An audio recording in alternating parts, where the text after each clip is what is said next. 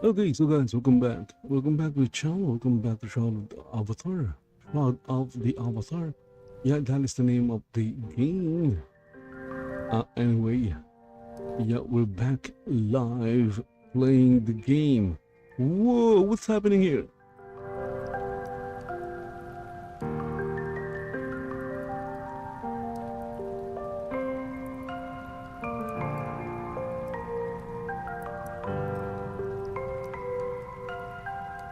Okay, this is insane because RAM is totally wrecked.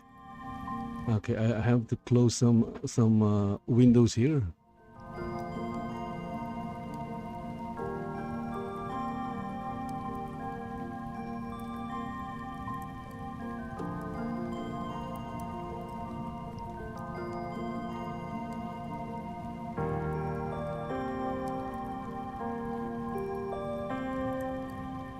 Okay, there you go. I just closed a window. Okay.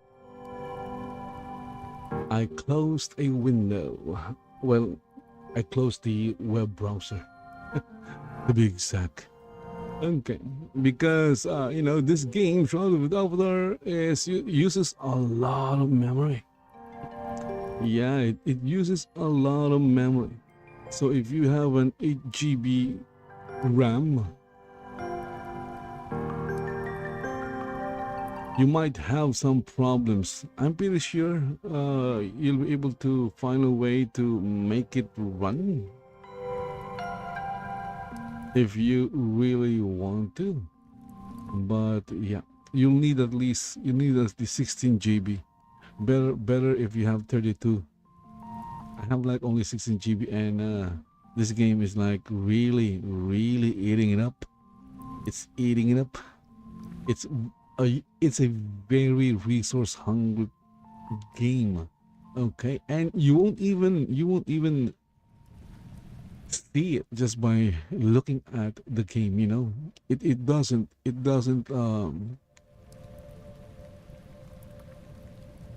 surpass, or it doesn't, when you fail or failure, success, it doesn't. Oh my goodness, I can't remember the word. There you go. It doesn't pass the visual test. If you compare it to the amount of resource this game uses. Even now, I'm using Vulkan. This game is a DirectX game, but I'm using Vulkan. I'm not sure if it's shown on screen. Yeah, it's not shown on screen, but yeah, because FPS is displayed on the game, and that is being shown because of Vulkan. The game is rendered by Vulkan, not by DirectX. So the game is a beast. It's a beast because it's a monster. It's a monster because it eats or uses a lot of resources.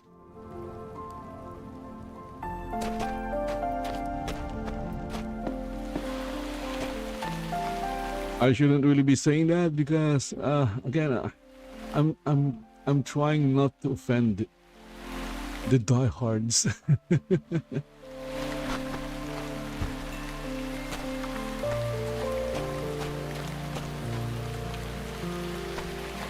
Okay, so I'm here in Naboo. Wait, I forgot to I forgot to find a video to watch. Hold on.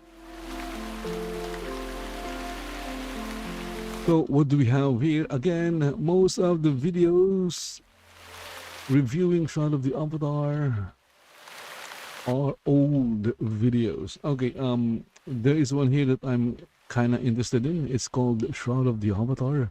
Should you play? Should you play?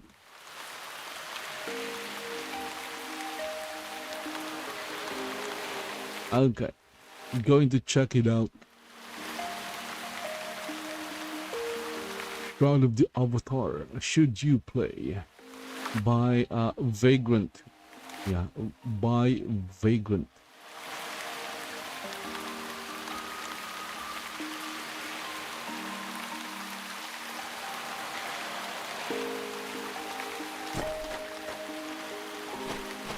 The Ultima universe is a Okay, so I'm getting out of here. history. Originally conceived by the massive nerd himself, dubbed Lord British, Richard Garriott created a series of games called Ultima on various platforms like the PC, the Nintendo Entertainment System, and the PlayStation. Eventually, his ambition grew to have his creation be experienced by thousands and thousands of players. Ooh, look at that. It's Ultima Online. Of what could arguably be the first MMORPG in history, Ultima Online. Ultima Online was one of the pinnacle online games back in 1997 upon its release. The game is still playable to this day, 24 years later. It eventually took a backseat to the online landscape when EverQuest hit the scene in 1999, but back in 1997... Okay, so where am I heading? I'm heading to North Brightbone Woods. What am I going to do in North Brightbone Woods? I'm going to gather wood. Makes sense, right? I need wood. I go to North Brightbone Wood. Or Woods. I think it's Woods. Successor to the first MMORPG. The subject of today's video, Shroud of the Avatar. Shroud of the Avatar. The Avatar began as more or less Ultima Online 2. Eventually, the game launched a Kickstarter campaign into... Well, I did not know that. I did not know that Shroud of the Avatar is Ultima Online 2 because the game had a ton of ups and downs. They kinda look very different. But more or less, it's a game that has had issues delivering on several of its promises. Instead, I want to talk about the game itself and how it's played in its current year of production. For starters, the game has been largely dismissed by the MMORPG landscape it set out to become a part of. Whether it was broken promises or just general dislike of where the game was going in its development, much of the crowd that backed the game either left or became bitter at its developers. But what about new players like me, who wasn't there during its initial development phases? Well, looking at Steam charts, the player base isn't the greatest, having peaks of around 100 players or lower currently. There is also barely any YouTube coverage of the game, so it's incredibly hard for those looking for information on it to get any opinions that are recent or even accurate. What do you mean? What do you mean? I've been like live streaming Shroud of the Avatar this, for like over a week now. Over a week of live streaming. Although my live streams are like only an hour long, but I sometimes do it like a few times a day. So there is coverage. The pull of your destiny.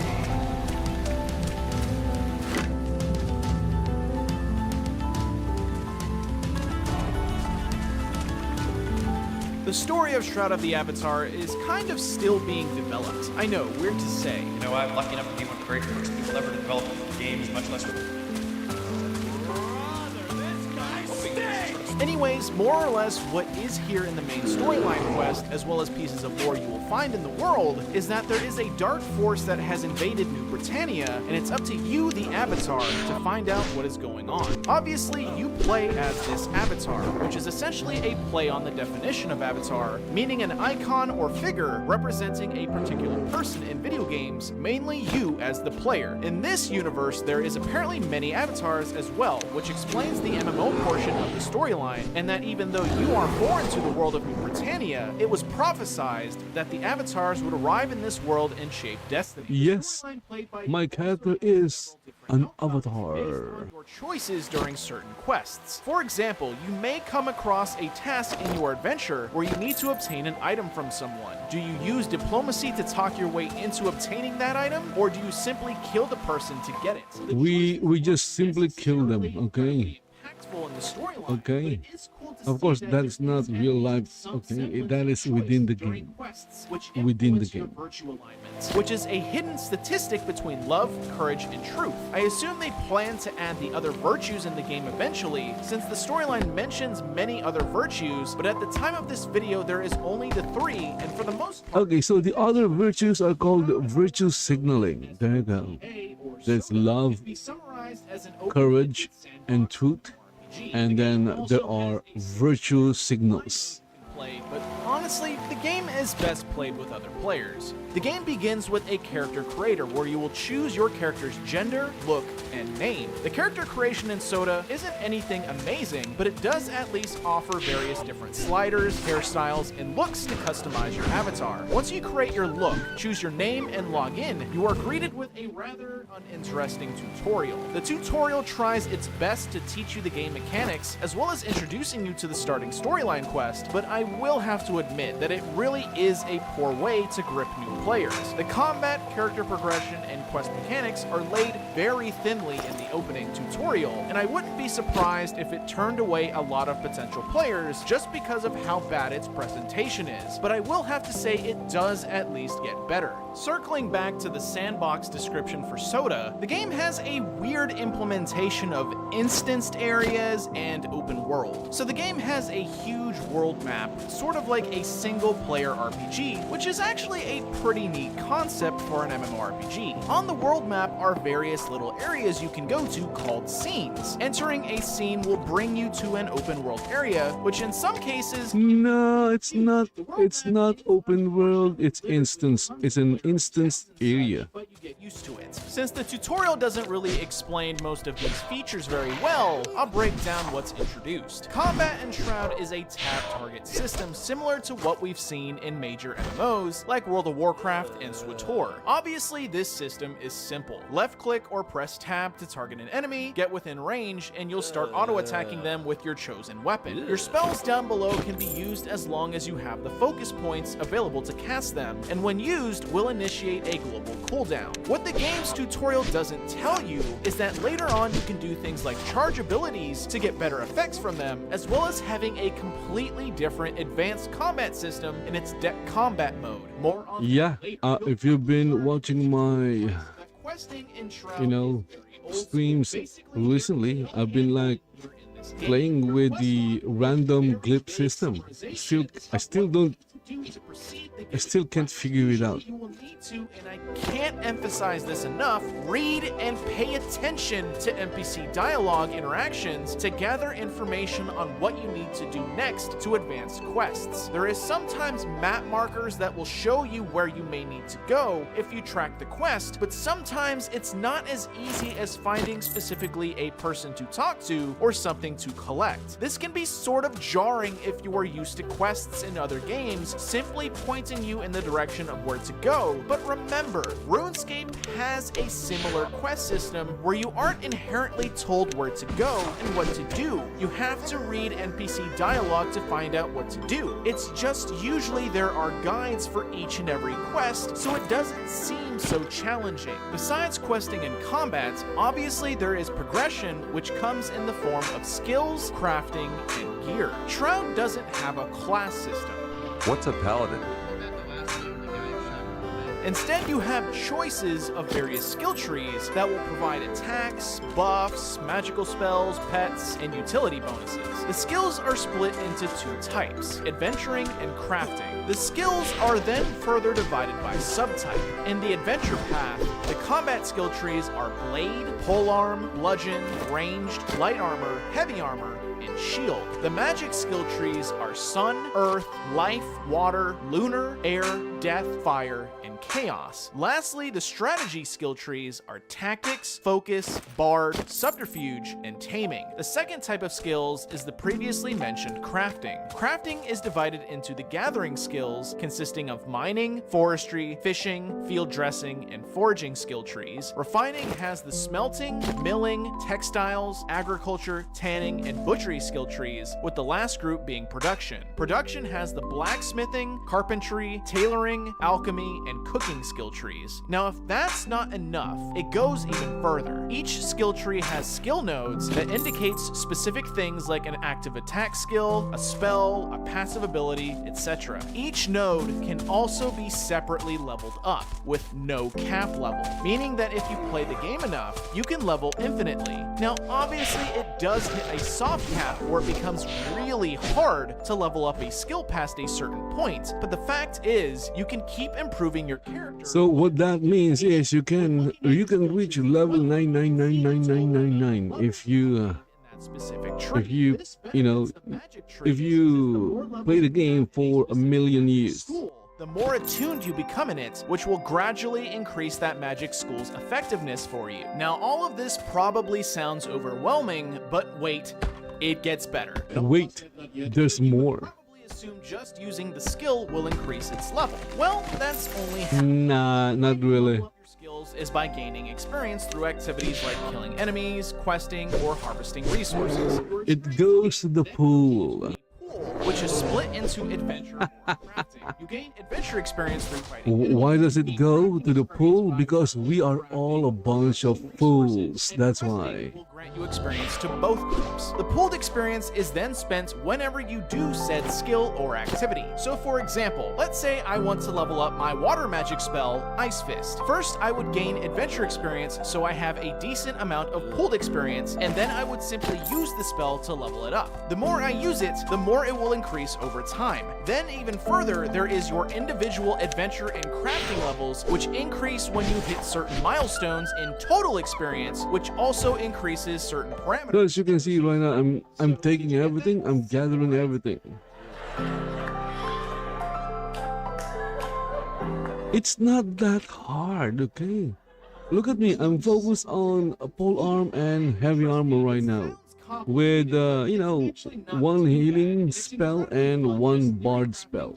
Builds and synergies based on what skills you choose to train, which then leads to even more depth in combat with the deck combat system. The deck combat system, or whatever you you can become a necromancer, but you won't have an army of skeletons. What is the point?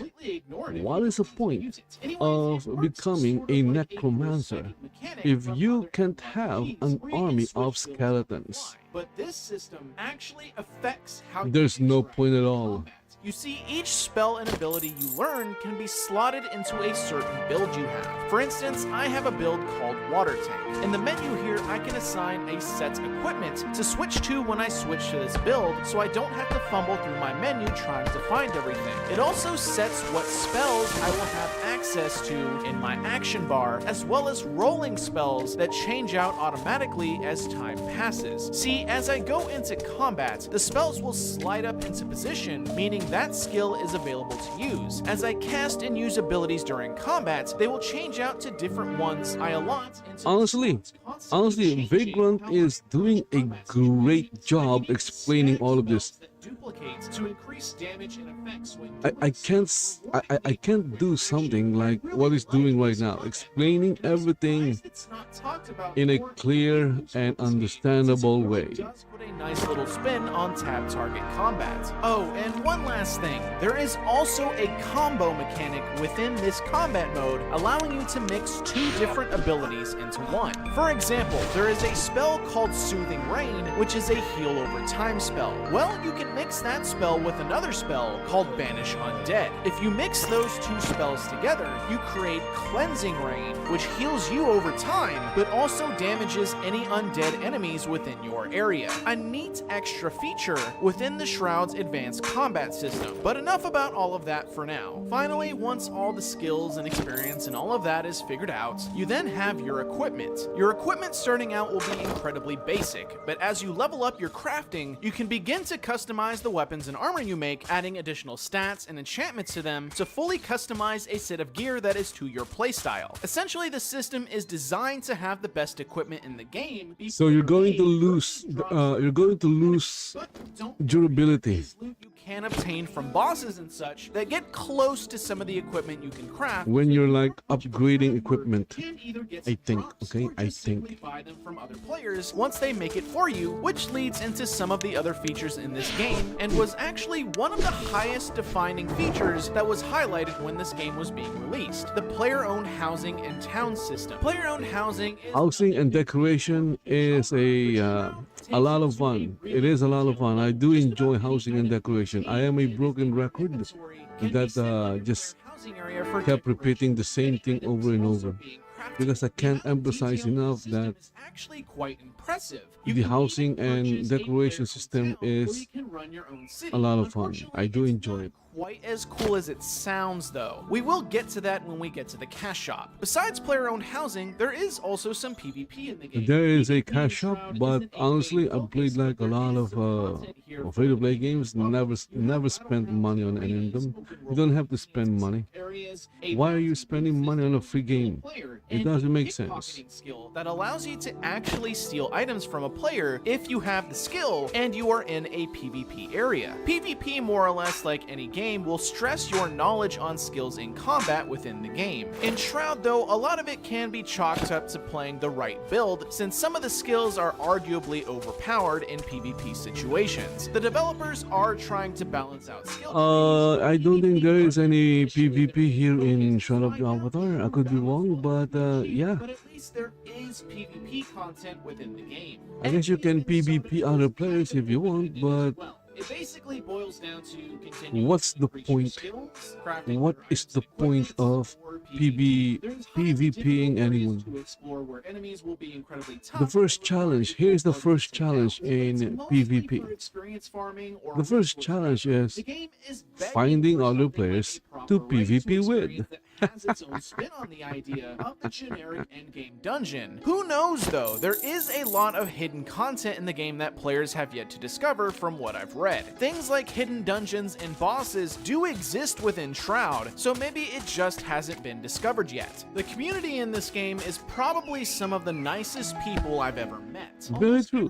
The community is quite nice and friendly. Giving them items, or just being a welcome player base. Typically, they also hold events that will bring the community together, so it really is a very welcoming experience. Last couple things of note would be the graphics, arts, and music department. The graphics for Shroud is actually surprisingly good. Some of the areas look outstanding, but I could definitely tell that the textures already had signs of aging, since the game came out quite a while ago at this point. So while the graphics are rather good, they aren't the best by today's standards. Also, much of the environmental design has a lot to be desired. Things like shrubbery or even pools of water don't interact with the player model as you move through it, unfortunately, which can be a bit of an immersion breaker. Music is also a bit of a letdown. As you play, you will most likely only hear the same 2 or 3 background tracks playing until you venture out to the other areas. So the solution that is to, play your own background music, which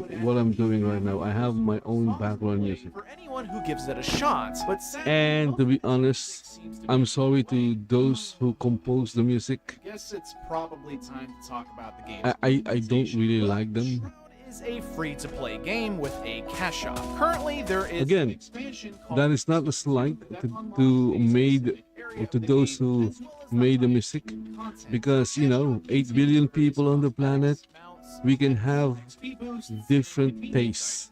Nothing pay to win. The cash shop currency What I like doesn't mean you might like. What I don't like doesn't mean you might not like. Maybe you would like things that I don't like, and vice versa. In other games, and just about everything in the cash shop is permanent and tradable. Arguably, the best deal is their subscription. For $9 a month, you get 900 crowns, monthly free cash shop items, convenience items, and loyalty titles for staying subscribed. Not a bad deal considering you are going to pay about that much for $9 worth of crowns anyways. The big kick in the nuts of this cash shop that most people spit their water over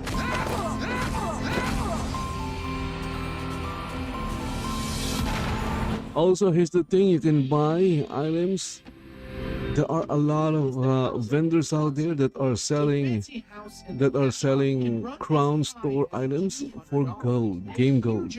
Ask from a player, considering it's something completely optional, and you can even earn a free house in game. And you can get crown or kudos by simply playing the game, because kudos or crowns of the obsidians do drop. The player-owned towns are even worse. The most expensive town plot is $500. No joke there. It is a $500 cash shop. Again, you don't have to spend money on that. You don't have to spend money on the lot. None of the cash shop items in the cash shop are needed. There is literally I have like a few houses in a few thousand.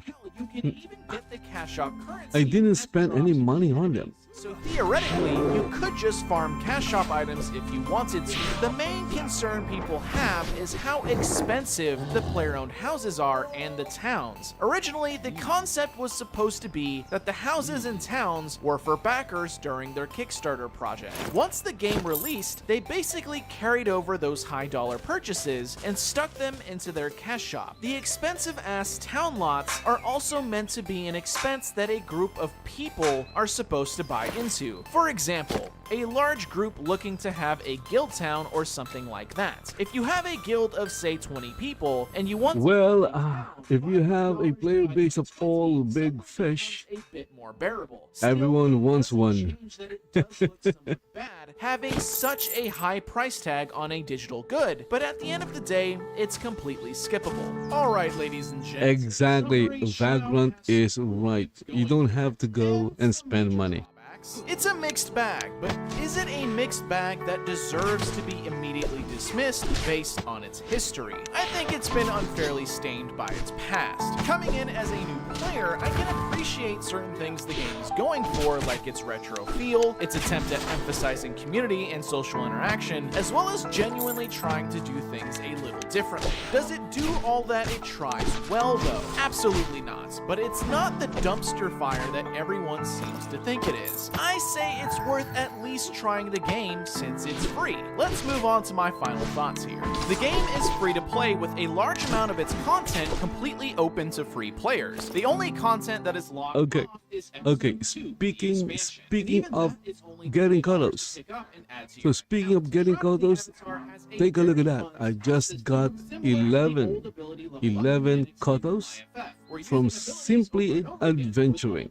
This feature has a large So my character, my avatar, killed an even cultist archer, and play everything you want with enough my character found 11 kudos The game has an incredibly friendly carried by the even cultist archer, and They will teach new players it's not limited know to about the game and mobs. start you out with some equipment or tips on You can also get kudos by the PvP gathering. content in this game has a lot of potential to grow. You're mining, you are gathering wood. A decent amount of There is a chance you might find maps to battlegrounds. kudos Quite a as well. surprising amount of PvP in the game. So there is no need to buy kudos. It will take you forever, but there is an outlet. Or you can farm for game gold and buy kudos from players who are selling it. I suggest you look for fill, okay? If you are new in the game and you're playing it and you're looking, I have like 10 million gold. Where can I buy kudos? Look for fill. If you don't know where fill is, you'll find fill in any market town.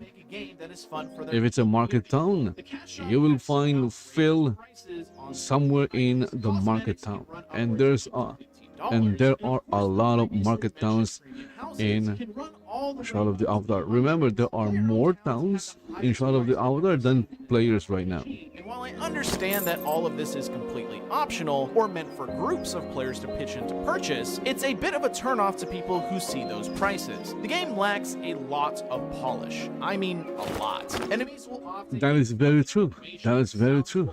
play properly. Some skills don't work in certain situations, sometimes quests won't work correctly. Overall, there is a ton of bugs in the game in addition But again, game experience feeling it's not Shroud of the Avatar's fault. the game's tutorial is downright terrible, if I'm being honest. The set piece is just a bad way of introducing Josh Strife Hayes call it more tooltips, maybe a more interactive environment. new player. I forgot the term he used. I really love the term that he used. One of the game's biggest blemishes. Soda at its heart is a retro old school MMO. The game is grindy, has zero to no hand-holding, and is difficult at times. It's meant to be that way though, just like early MMOs. If you don't like that, So once you're in the game, Soda is not going to be the game for you. just go find something that you enjoy doing and do that instead. Especially as a new player. Seeing towns scattered all over the place with little rhyme or reason, as well as most of these towns just having inconsistent levels of quality design since they are made by players, isn't the best look for a new player coming across them. Not to mention, since most areas are instanced, it's a bit of a weird mechanic to get used to, since some maps will be completely open for players to join each other in, while some are completely privatized. Real-world item trading is a big issue with this game. I mean, I guess ironically that means you could potentially make money playing this game if you put enough time into it and make a market for yourself, but genuinely things like that is going to be generally frowned upon in the MMO community. And for the most part, the development team is aware of the trading, they just kinda turn a blind eye to it, unfortunately. Lastly, the game does have some level of It's not, I guess you can say it's not. in the development team. I don't know the full story there, so I can't really comment much further on it, but it is something that you can find It's in my head. on the forums. In summary, as a new player looking to play the game for a decent amount of time, it can be worrying to read about some of the ordeals that the development team has had to go through with said drama. Well, ladies and gentlemen, that is my full analysis of Shroud of the Avatar. Like I said, it's not a bad game, it's just And guess what? Guess what? Vagrant. why it's been largely ignored. I'm pretty sure. Maybe I'm wrong. Vagrant maybe hasn't played the game I think Shroud after making the video, and that was like 4 years ago. here is even remotely interesting to you. And you can look past its flaws, of course. Plus, the game takes place somewhere in the Ultima universe, at least in spirit. I learned about Ultima from one OG YouTuber back in the day, and at least I can finally say I played one of those titles. Here's to you, Spoonie. Oh, come on, just play UO. You can still play UO. There are like various flavors of UO out there. You can play in the official server if you want. I believe it's also free to play now. The popular one is UO.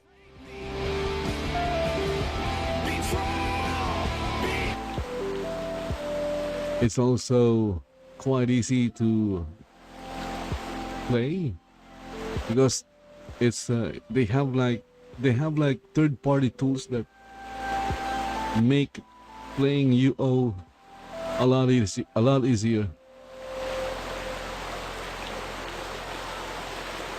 Okay, so that was Should You Play Shroud of the Avatar by Vagrant, and that was like 4 years ago. Oh. Let's see here. Tartarus Wave Tamer. I'm searching for something like. Okay, let's play this one. Is this Ultima 2? Ultima Online 2 from Sawman UK. Ooh, it's Sawman UK. I've seen a few videos of Sawman UK.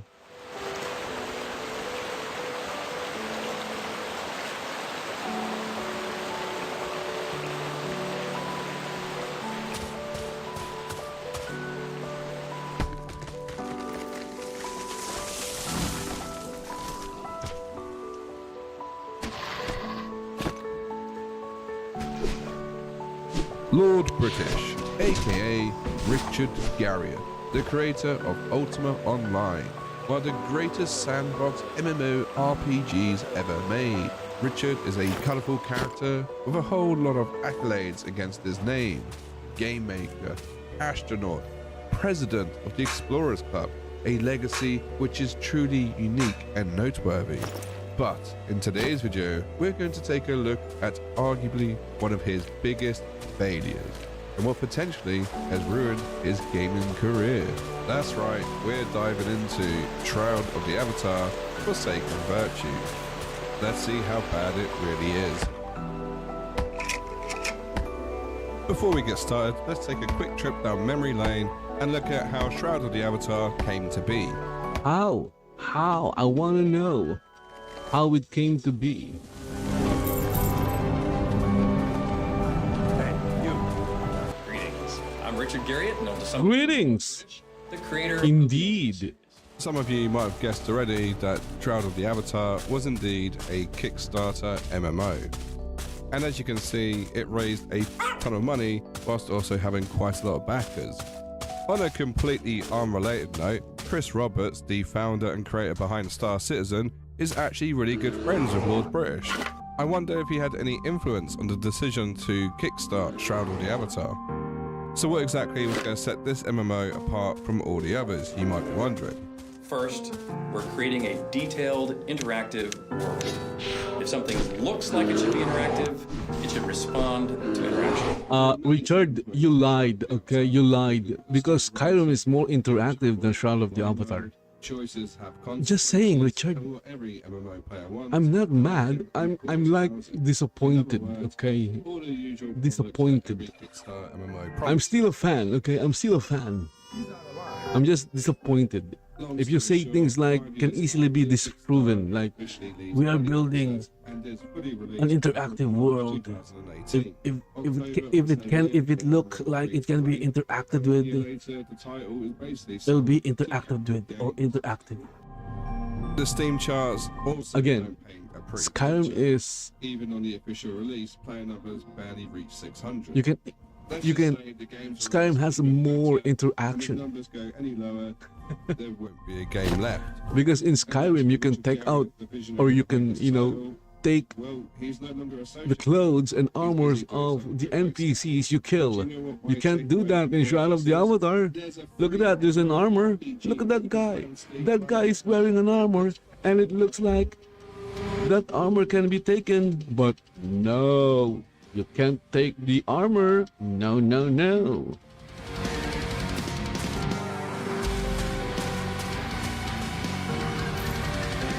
Whoa, music. Oh my goodness. Music. I have to say, it's weird seeing the option to play. See, look at that. I'm looting the armor or the dead body here of this even cultist warrior or soldier or whatever, and look at what I got. 17 gold and a teleport scroll. Where are the armor? It's not there. Someone took it. Cat people. If you call me a cat again, I'm gonna stab you. Or orcs, it's all just the human race. I'm gonna go Block Plop as my name. It just kind of rolls to the tongue. Blop blop. Another aspect of the character creator which was just plain odd was the fact that there's about 20 plus tattoos to choose from and about 10 haircuts. Make it make sense. Eventually, Well, I'm going to explain it to you. and the personality to Here's the explanation. Maybe the tattoos are Anyway, I was done with the character creator. Are- It's time to start my adventure. more affordable Loading the game, than I have to say, the it's a hair. nice clean UI. The graphics weren't too bad. It's So maybe when they went starting area. to the asset store, they looked at the assets that they're going to use. They saw that for the price of I mean, I had no 10 hair, any clue as to what was going on. you can get Blood leading into the 20 place. tattoos. Oh my god. So basically it's economics. Where's its head? Oh no, head's there. This looks like every Unity MMO ever in the nicest way possible. Oh my god, guys. You can say the same thing with Unreal Engine 5, right? Especially when it's an indie game. It's time for me to become a man. I guess it's tab targeting, right? I don't have any skills. Turns out the only skill I had was the ability to heal myself.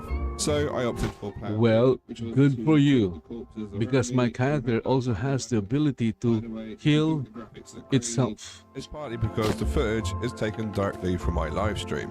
But don't worry, they will get better in the next 2 minutes. Also, shameless plug, I stream every Friday on YouTube and Twitch.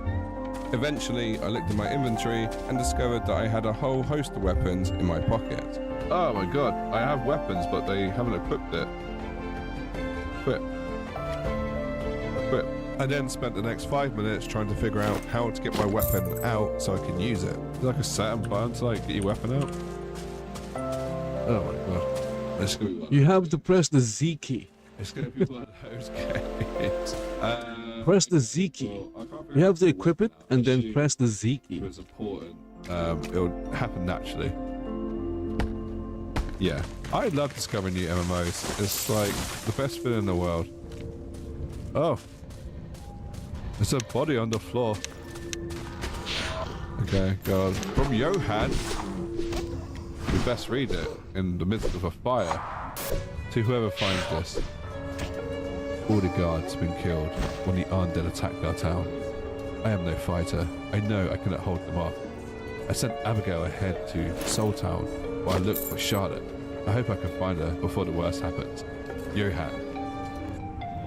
Yes, mate. If I'm ever in a burning building, about to face my death, I just want to make sure I write a note so that, you know, it wasn't a complete waste of time.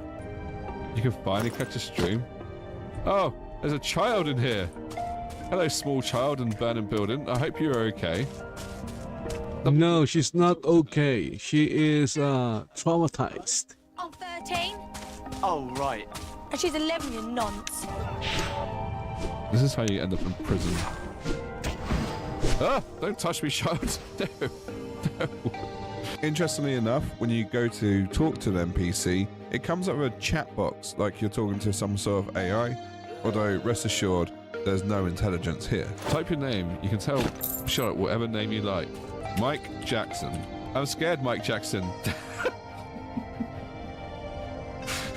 Daddy told me to hide, but I'm scared. I've tried to be good and wait here, but it's been a long time. You're in a burning building, child. This house is on fire. You should leave. But I can't get her alone. You actually... Is she regarded? Yes, I will help you. Okay, I'll try not to get in the way to be good. Take this whistle. If we get separated, you can use it to call me back. Okay. Okay, gonna whistle at a child. As you can see, I'm already on the hero's path as I saved a small child from a house fire. Small child, you're now safe from the fire. Good job, hero. I Hero. really like roleplay games for this reason. You can really like just be whoever you want to be. Like me, Mike Jackson. We're just gonna go this way. We're just gonna keep looting the corpses. Yep. I haven't even got a sword yet, have I? Oh. Oh, I've got a rusty sword. Oh, it's coming straight for us. Run! Once again, whilst playing a old MMO, I couldn't figure out how to do a basic task. So naturally, I used my intelligence to try and figure it out. Okay, I'm still being chased by a zombie. How do I get the sword out? Oh, got different views. No, that's a book. Sword. Ah, Z. Z is the sheep. I should know this. Attack. Wow. Wow. This is combat. Yes. Fire. Combat is glorious. It's you stand there and you take a hit, In the tavern. and then I'll stand here and Burns down. take a hit as well. That's the best time to check a letter. My dearest Regina, G has kept us apart for far too long. As I assured you in the past, my time at Solace Bridge comes... Oh, shit. Shit, shit, shit. Charlotte Grey, help me. Now that I had the ability to slay enemies, I explored the village a little bit more before heading over to this robot person, creature, being. Aha! I am SBG 1907. If you're going to think about it, the robot could have easily saved the child. There's a robot there. What is the robot doing? There was a child, and the child was in trouble. The child needed help, and the robot did nothing. And if you look at the robot, it looks like a very advanced looking robot. Nothing to unlock a skill. However, further on in the game, I did get charged. Anyway, I picked the skill and the robot let me through the gate. Side note, why the fuck are there robots in this game but not elves? Perfect! Thank you, robot. For this next part, I thought I'd try my hand at archery, and I have to say, it was certainly a version of archery in a game. Oh. Oh, boom. Let's go. Why is he walking forward while shooting? Saved a shot. Boom. Is it because I was holding the left trigger to aim? Maybe? Oh mate, I am like the best archer that ever was. Although I do kind of prefer the sword, if I'm being honest. Oh, it's an ambush. Child soldier, help me. Oh, she has got a knife. Oh, well spotted, whoever saw that. Look at her go! She's just like stabbing people up. Oh shit, I clicked on the child. Wait, I've lost my arrow. Small child! Oh shit, where's my bow gone? The child is your savior avatar. Follow the child. The child will place there to save you from getting killed. I didn't understand what fires did or do, so I had to save her from herself, really. Child, stab him in the back. I will tank on the front. Okay, that doesn't sound good, okay? He died in the fire. Not my fire, I didn't start it before anyone accuses me, but she is definitely an orphan now. So, oh, music stopped again. That's fine. I eventually made my way to a man stood next to a boat, which I'm sure is the equivalent of a man stood next to a van saying free candy inside. But, you know, I took a chance here, and he seemed happy to see me and Charlotte, and even gave me some XP. We made it. You were very brave, young lady. Please wait here and I'll take you to your mother in Sultan as soon as it's safe. Thanks, friend. You were great. I mean, okay, go to the random stranger. You good? Welcome again, friend. I am surprised you are still here, but I will answer any further questions before you leave to the best of my ability. Why is a creepy old man hanging around a river with a boat? As I mentioned, you can use the boat to travel to the Solace Bridge outskirts. The guardsmen who survived this battle are mounting a defense there and prepared. Okay, listen. I'm on to you, boat boy. Despite my suspicions, I got on the boat anyway, and it took me to a new area. Woo! Upon arriving in the new zone, I was greeted by a guard, and once again had the joy of having a nice little conversation with this, it's not AI, I don't know what I want to call it, like a chatbot, I guess. I got to do my best voice. It's not even a chatbot. Captain Kinsey could use your assistance. You can find her in the tower ruins. You're at the path on the far side of Solace Bridge outskirts. What is that word? But before you go, I notice you have no... See? Here, take this lever. He can't... He doesn't know how to pronounce it as well. Bivouac. Why, thank you. How do you say it? Is that so? Bivouacs. Undead. I don't know. I try not saying it because I feel like I would be offending somebody if I said it wrong. To say so. Most people who pass through the swamps are best upon... Okay, well, probably not the best conversation to have. I made my way up a hill which led to a refugee camp which was full of different NPCs I can interact with. I also found a bunch of children doing some sort of seance, so naturally I went and investigated. Oh, is this the Dark Brotherhood? Bloody bones. He walks the night, he walks the day, forever seeking out his prey. A bloody trail he leaves behind, bloody footprints for all to find. Bloody bones, listen for his hungry moans. Bloody bones, look out for his dripping bones. Cross him. That is like similar to that boy in Windhelm who tried to summon the Dark Brotherhood by doing I forgot what it's called. This game quite interactive. There's like this ritual If you want to find out what to do next, that you have to do if you want to yes, the chat box is a bit contact silly and quite or janky. contract the Brotherhood It reminds me of those really text typing games. to contract them to Walks out, open door. kill somebody, Example of this I is a guess. game called Don't Shit Your Pants. because that is what they do. They're Don't do assassins, something by order, so they shit your kill. pants. Honestly, go check it out. It's a really good metaphor.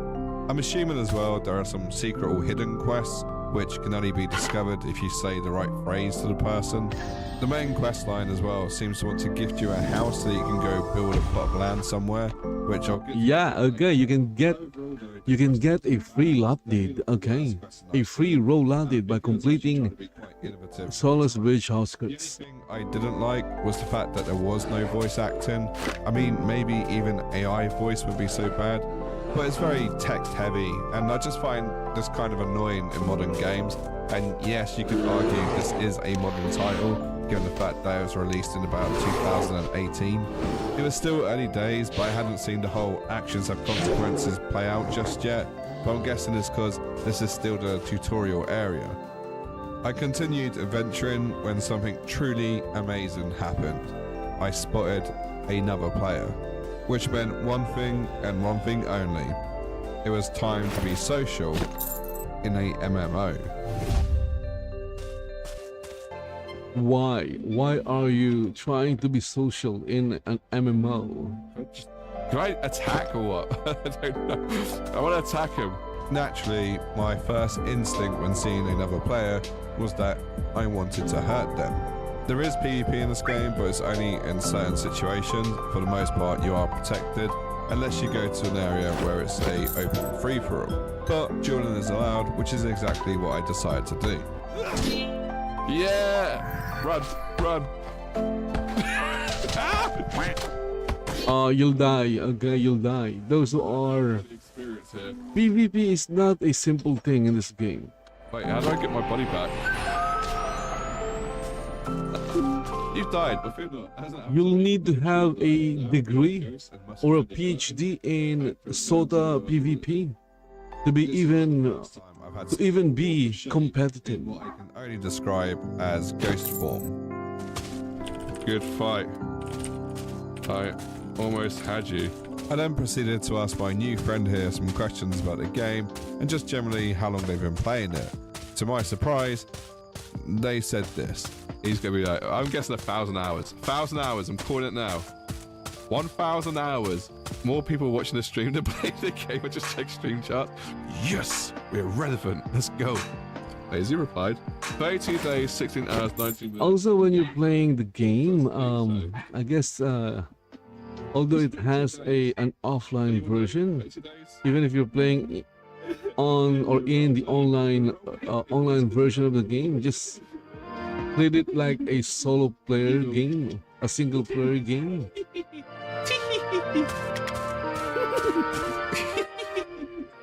You can think of it like Genshin Impact. It's a single player game, but it's online. Something like that. He's singing. I don't know what that is. Two spells must be, but you can press W 2 times to do default sprint.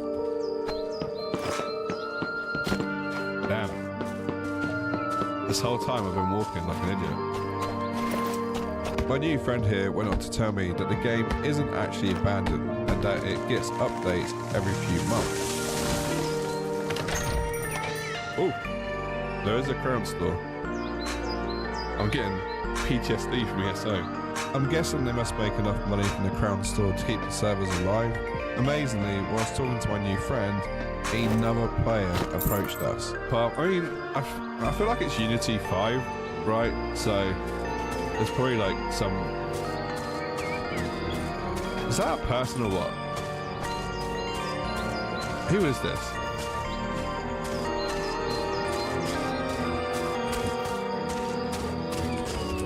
Is this a bot? I'm confused. Person? Where did they go? Where did he go? Where?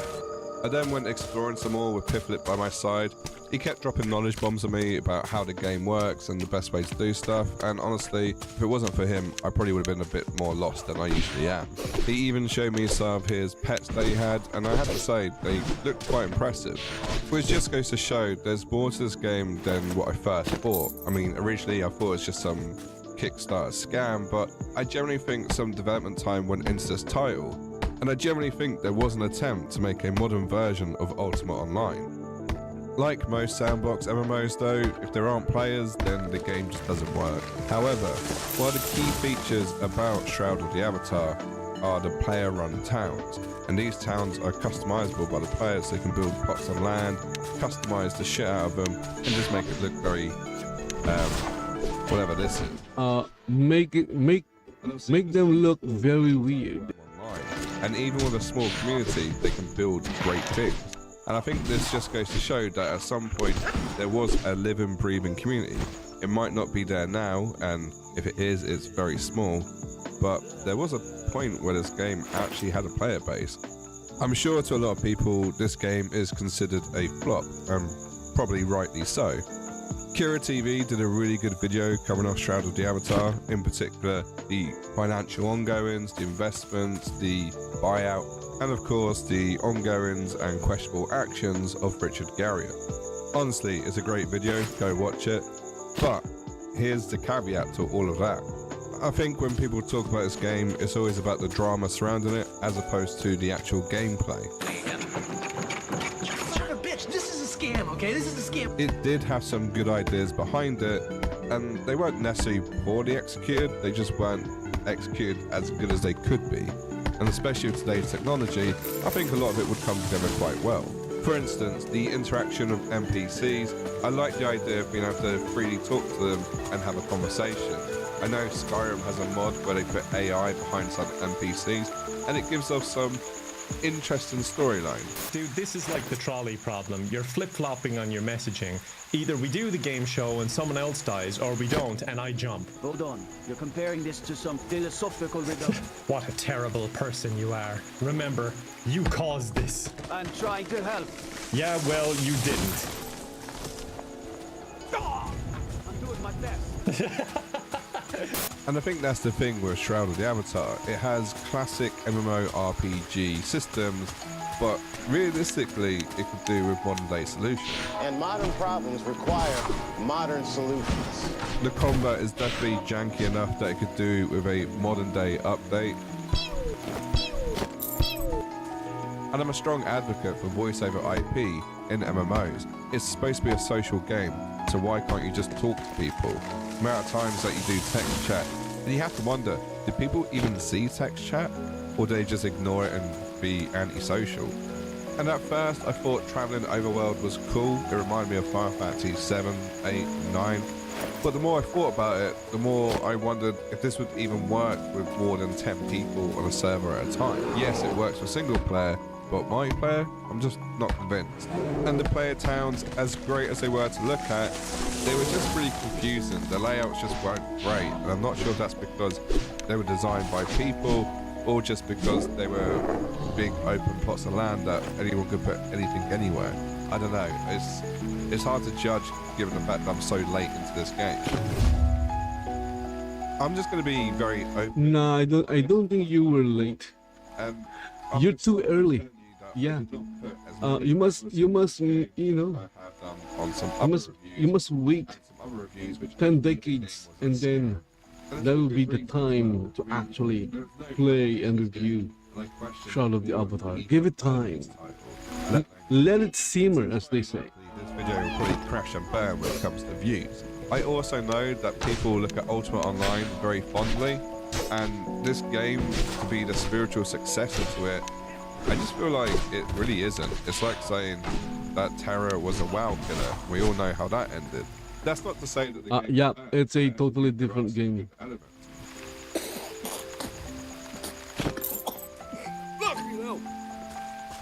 However, there's also a lot of issues around the way that it was developed and the financial activities and ongoing. Like, I'm seriously questioning if this game is just kept alive to avoid a lawsuit. The fact that this game is still updated and quite regularly is a real shock to me. But the thing is, there are people who generally enjoy this title, and with that being said, it has a really great community. Again, as I've said like many times, when you're playing Shadow of the Avatar, go find I think if you the thing that you enjoy and then just focus on that. Because from there, you'll find yourself doing other things. For example, I enjoy decorating houses, and also I'm also like participating in the ongoing fishing contests. Okay. That is the target, or that is what I want to do. But because I needed bait, especially lures, and I don't want to buy them from other players, I had to go out and get the materials, the ingredients to create the lures. Bye for now.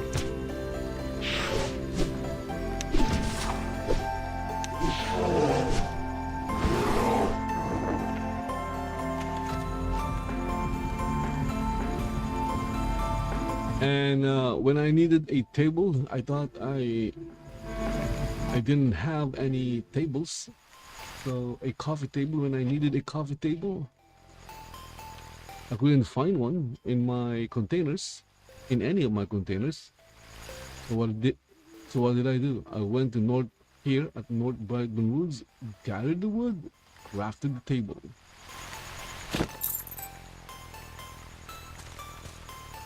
Now, do I enjoy chatting with other people? Not so much, because it's a hard bridge for me to cross, because I might say things that might come across like offensive to them, even though I was not trying to be offensive. So yeah. Social interactions is not my cup of coffee.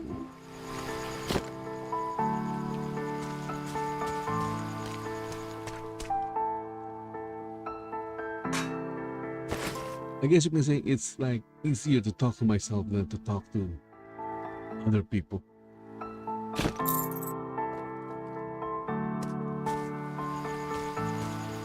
Look at that. The tree is back. The tree is back. I thought I took care of the tree, but the tree is back.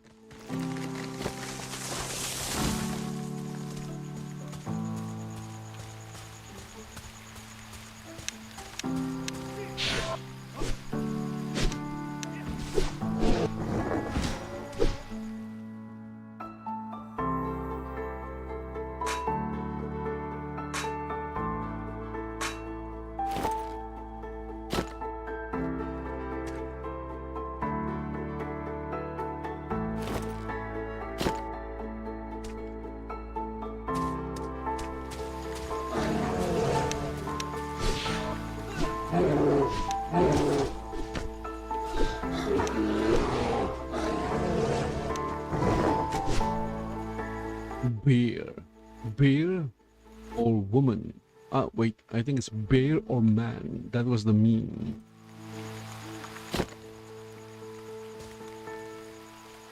But if you reverse that, bear or man or bear.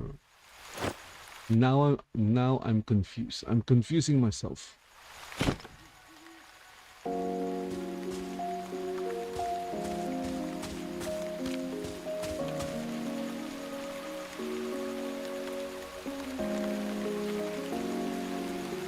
Okay, so guys, I guess that's it. That's the hour. Hope you guys enjoyed this hour, and if you did, follow the channel in Twitch, Kick, D-Live, Rumble, Party, Nemo TV, Trovo, wherever you're watching this right now. Follow the channel there on, and of course, subscribe to the channel on YouTube, like the video, hit that notification thing, and again, see you in my next hour. Bye bye for now.